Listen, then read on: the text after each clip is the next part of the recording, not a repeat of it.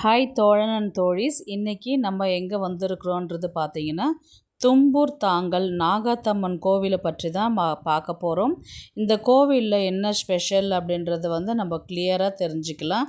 எதுக்காக இந்த கோவிலுக்கு வரணும், என்ன பிரச்சனை தீர்றதுக்காக இந்த கோவிலுக்கு வரணும், எந்த மாதம் ரொம்பவே ஸ்பெஷல் இந்த கோவில், அது எல்லாமே கிளியராகவே தெரிஞ்சுக்கலாம். வாங்க வீடியோக்குள்ளே போகலாம். இந்த கோவில் எங்கே இருக்குதுன்னு பார்த்தீங்கன்னா, விழுப்புரம் மாவட்டம் செஞ்சிக்கு போகிற பஸ்ஸில் நம்ம தும்பூர் அங்கே ஏறினா 10 கிலோமீட்டர், அந்த தும்பூரில் இறங்கிட்டு தாங்கலுக்கு உள்ளார போகணும். அங்கே தான் கோவில் இருக்குது. அது பார்த்திங்கன்னா 2 கிலோமீட்டர் தூரத்தில் இருக்குது.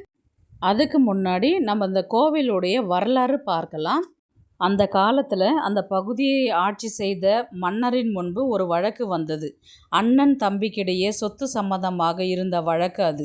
தம்பிக்கு சேர வேண்டிய சொத்தை தராமல் சொத்துக்கள் அனைத்தையும் விற்று தங்க நாணயங்களாக மாற்றி அவற்றை ஒரு மூங்கில் தடியில் மறைத்து வைத்தான் அண்ணன். நீதி கேட்டு அரசரிடம் சென்றான் தம்பி. அரசர் விசாரித்த போது சொத்துக்கள் எதுவும் இல்லை என்று ஒரேயடியாக சாதித்து விட்டான் அண்ணன். அரசருக்கு என்ன செய்வதென்று புரியவில்லை. அப்போதுதான் அவருக்கு ஒரு யோசனை தோன்றியது. அதன்படி அண்ணனிடம் மறுநாள் காலையில் திருவாமத்தூர் கோவிலுக்கு திருவட்டப்பாறை மீது கை வைத்து சத்தியம் செய்யும்படி கூறினார். அரசர் கூறியபடியே மறுநாள் தம்பியுடன் கோயிலுக்கு வந்த அண்ணன் தன் கையில் இருந்த தடியை தம்பியின் கையில் கொடுத்துவிட்டு திருவட்டப்பாறை மீது கைகளை வைத்து எனக்கு உரிய சொத்துக்களையும் தம்பிக்கு உரிய சொத்துக்களையும் தம்பியிடமே கொடுத்து விட்டேன் என்று பொய் சத்தியம் செய்தான். பிறகு தன் தம்பி கையில் கொடுத்திருந்த தடியை வாங்கி கொண்டு திரும்பினான் அண்ணன். நண்பர்களிடம், பார்த்தீங்களா, திருவட்டப்பாறையாம், சத்தியமாம், இதோ நான் இப்போது தான் பொய் சத்தியம் செய்துவிட்டு வந்தேன், எனக்கு என்ன ஆகிவிட்டது என்று யகாதாளமாய் பேசினான். அரசன் அன்றே கொள்வான், தெய்வம் நின்று கொள்ளும் என்று சொல்வார்கள். ஆனால் அந்த அண்ணனின் அகந்தை பேச்சு பொறுக்காமல் அன்றே அவனை கொல்ல தெய்வம் முடிவு செய்துவிட்டது. ஆம், பொய் சத்தியம் செய்த அண்ணனை கொல்ல ஒரு பெரிய நாகம் புற்றுக்குள்ளிருந்து வெளிப்பட்டு வந்தது. பாம்புக்கு அஞ்சிய அண்ணன் வேகமாக ஓடத் தொடங்கினான். ஒரு கட்டத்தில் பாம்பு அவனை தீண்டிவிட்டது. அவன் இறந்து விட்டான். அண்ணன் பொய் சத்தியம் செய்ததை அறியாத தம்பி இறந்துவிட்ட அண்ணனுக்கு உரிய காரியங்களை செய்துவிட்டு அண்ணன் வைத்திருந்த தடியை எடுத்தான். அதற்குள் ஏதோ கலகலவென்று சத்தம் கேட்கவே தடியை உடைத்து பார்த்தான். உள்ளே தங்க காசுகள் நிறைந்தன. அப்பொழுதுதான் அவனுக்கு அண்ணனின் வஞ்சக குணமும் திருவட்டப்பாறையில் பொய் சத்தியம் செய்ததுதான் காரணமாகவே அவன் இறந்தான் என்று தெரிய வந்தது. பொய் சத்தியம் செய்த அண்ணனை கொல்ல துரத்திய நாகத்தின் தலைப்பகுதி தும்பூரிலும், உடல் பகுதி அவனை துரத்தி வந்த வயல் பகுதியிலும், வால் பகுதி திருவாமத்தூர் அபிராமேஸ்வரர் கோவிலில் அருளும் ஈஸ்வரன் கழுத்திலும் விழுந்தது. பொய் சத்தியம் செய்தவனை தீண்டியதால் தனக்கு ஏற்பட்ட பாவத்தை நீக்கி கொண்டு கோவிலில் உள்ள முத்தாம்பிகையின் திருமேனியில் ஐக்கியமாகிவிட்டது. முத்தாம்பிகை அணிவிக்கும் வெள்ளி கவசத்தில் நாகத்தின் வால் பகுதியை இன்றும் நாம் தரிசிக்கலாம். நாகத்தின் தலைப்பகுதி தும்பூர் தாங்கலில் நாகாத்தம்மன் என்ற பெயரில் தோன்றி பக்தர்களுக்கு அருள்பாலிக்கிறாள். நடுப்பகுதி சற்று தள்ளி உள்ள வயலில் சிறிய கீற்று கொட்டாயில் அருவமாக இருந்து அருள்பாலிப்பதாக ஐதீகம். இந்த கோவிலுடைய அமைப்பு பார்த்தீங்கன்னா, ராஜகோபுரம் ஃபஸ்ட்டு என்ட்ரன்ஸில், அதுக்கப்புறம் வலதுபுறத்தில் விநாயகர் சன்னதி, இடதுபுறத்தில் வள்ளி தெய்வானை சமேத ஆறுமுகர் சன்னதியும் உள்ளது. அரச மரமும் அதன் அடியில் நாகர்களும் அமைந்துள்ளன.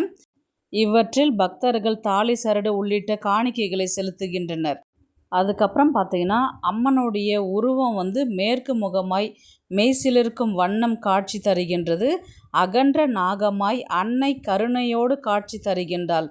அன்னையின் தலைப்பகுதி மட்டும் 5 அடி அகலமும் 3 அடி நீளமும் கொண்டதாக இருக்கும் அந்த உருவம்.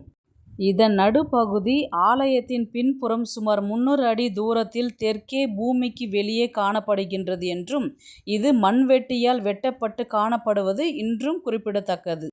வால் பகுதியானது நாகத்தின் அளவு பிரம்மாண்டமானது என்பதையும், இது பூமிக்குள்ளாகவே நீண்டு அது சுமார் 10 கிலோமீட்டர் தொலைவுக்கு சென்று அதன் வால் பகுதி திருவாமத்தூர் முத்தாம்பிகை அம்மனின் திருமேனியில் படும் வரை கல் நாகமாகவே நீண்டு நெடிந்து வளர்ந்துள்ளதையும் உறுதியாக நம்பப்படுகின்றது.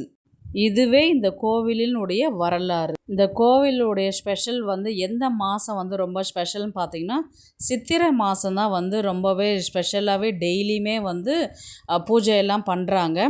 குறிப்பாக செவ்வாய்க்கிழமை, வெள்ளிக்கிழமை, ஞாயிற்றுக்கிழமையெல்லாம் பார்த்தீங்கன்னா, காலையில் 6:30லேருந்து இரவு 8 மணி வரலையுமே வந்து கோவில் வந்து நட திறந்துருக்கும். மற்ற நாள்லலாம் வந்து பார்த்திங்கன்னா 6:30 மணிலேருந்து 12 மணி வரலையும் திறந்துருக்கும். அதுக்கப்புறம் 12லேருந்து 4 மணி வரலையும் க்ளோஸ் பண்ணிவிட்டு 4 மணிக்கு மேலே தான் வந்து ஓப்பன் பண்ணுறதா சொல்லியிருக்கிறாங்க. இந்த கோவிலுக்கு என்ன பிரச்சனை இருந்தால் போகணும் அப்படின்றது பார்த்திங்கன்னா, ஃபஸ்ட்டு வந்து ராகு கேது தோஷம், கால சர்ப்ப தோஷம் இருக்கிறவங்க இந்த கோவிலுக்கு போகலாம். 2வது வந்து பார்த்திங்கன்னா, இது சனி பெயர்ச்சி நடக்கும்போது 7:30 சனி வந்து ரொம்பவே ஒரு மனுஷனை வந்து ஆட்டி வைக்கும்ன்றது சொல்லுவாங்க. இந்த கோவிலுக்கு நீங்கள் போயிட்டு வரும்போது அதனுடைய தாக்கம் வந்து உங்களுக்கு கம்மியாக இருக்கும். எல்லாமே நல்லதாகவே மாறி நடக்கும். உங்களுக்கு அந்த கஷ்டத்துலேருந்து வந்து உங்களுக்கு அது கொஞ்சம் கம்மியாகவே இருக்குன்றது சொல்கிறாங்க. அதுக்கப்புறம் வந்து பார்த்திங்கன்னா, அண்ணன் தம்பிக்குள்ளே இருக்கிற சொத்து தகராறு பிரச்சனை எதுவாக இருந்தாலும் இந்த கோவிலுக்கு போயிட்டு வந்தால் கண்டிப்பாக நடக்கும். இந்த கோவிலில் என்ன ஒரு சக்தி ஒரு வாய்ந்தது அப்படின்றது பார்த்திங்கன்னா, நீங்கள் என்ன நினச்சி நீங்கள் வேண்டிக்கிட்டு வரீங்களோ அது கண்டிப்பாக நிறைவேறினதுக்கப்புறம் அந்த நிறைவேறினதுக்கப்புறம் போயிட்டு கோவிலில் மறுபடியும் சாமியை பார்த்துட்டு அந்த வேண்டுதலை வந்து நிவர்த்தி பண்ணிட்டு வராங்க.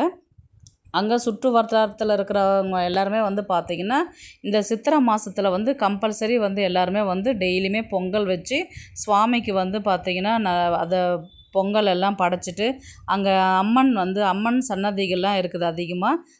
அதுக்கு வந்து பார்த்திங்கன்னா மஞ்சள், குங்குமம், பால் அபிஷேகம் இதெல்லாம் செய்கிறாங்க. இன்னொன்று கல்யாணம் ஆகாதவங்களுக்கு கல்யாணம் ஆகிறதுக்காக அங்கே அந்த மரத்தில் வந்து தாலி கயிறு கட்டுறாங்க. அதுக்கப்புறம் குழந்த பாக்கியம் இல்லாதவங்க வந்து பார்த்திங்கன்னா தொட்டில் கட்டிட்டு போகிறாங்க. அதுவும் வந்து விசேஷமாக இருக்குது. நம்ம சாமிக்கிட்ட என்ன நினச்சி நம்ம வேண்டிக்கிறோமோ அது கண்டிப்பாக நடக்குதுன்றது ஒரு ஐதீகம். அதுக்கப்புறம் அங்கேயே கோவிலில் சுற்றியே வந்து பார்த்திங்கன்னா மொட்டை அடிக்கிற தலமும் இருக்குது. முடி காணிக்கை கொடுத்துட்டு அங்கே குளத்துல வந்து நம்ம குளிச்சுட்டு வரலாம். அதுக்கப்புறம் அந்த கோவிலில் அங்க பிரதர்ஷனம் பண்ணுறாங்க. அம்பாளுக்கு வந்து பார்த்திங்கன்னா பால் அபிஷேகம் எல்லாம் செய்கிறாங்க. நமக்கான எல்லா பிரச்சனைகளும் தீரும். அதுலேயும் மெயினாக வந்து பார்த்திங்கன்னா, லைஃப்பில் எனக்கு படாத கஷ்டம் பட்டுட்டேன், லைஃபு எனக்கு இனி வேண்டவே வேணாம், ஒன்று சந்நியாசமாக போகிற நினைக்கிறவங்க, இந்த வாழ்க்கையை முடிச்சுக்கணும்னு நினைக்கிறவங்களும் இந்த கோவிலுக்கு போயிட்டு வந்தால் அவங்களுடைய வாழ்க்கை வந்து ஏறுமுகமாக இருக்குதுன்றது ஒரு நம்பிக்கையாக இருக்குது. இந்த கோவிலுக்கு போயிட்டு வந்தால் அவங்க லைஃபே சேஞ்ச் ஆகும், எல்லாமே பாசிட்டிவாகவே அமையுன்றது வந்து இன்னும் ஸ்பெஷலான விஷயம். உங்களால் முடிஞ்சால் இந்த கோவிலுக்கு போயிட்டு பார்த்துட்டு வாங்க. இந்த சித்திரை மாதம் வந்து ரொம்பவே ஸ்பெஷல். மற்ற மாதத்துலேயும் வந்து இருக்கும். நீங்களாக போயிட்டு அர்ச்சனை பண்ணிவிட்டு சுவாமியை பார்த்துட்டு வர மாதிரி இருக்கும். இந்த மாதத்தில் வந்து பார்த்திங்கன்னா கொஞ்சம் கூடுதல் சிறப்பு இருக்கும். டெய்லி வழிபாடு அபிஷேகங்கள் எல்லாம் பண்ணுவாங்க. முடிஞ்சால் இந்த கோவிலுக்கு போய் பார்த்துட்டு வாங்க. இந்த வீடியோ உங்களுக்கு பிடிச்சிருக்குன்னு நான் நினைக்கிறேன்.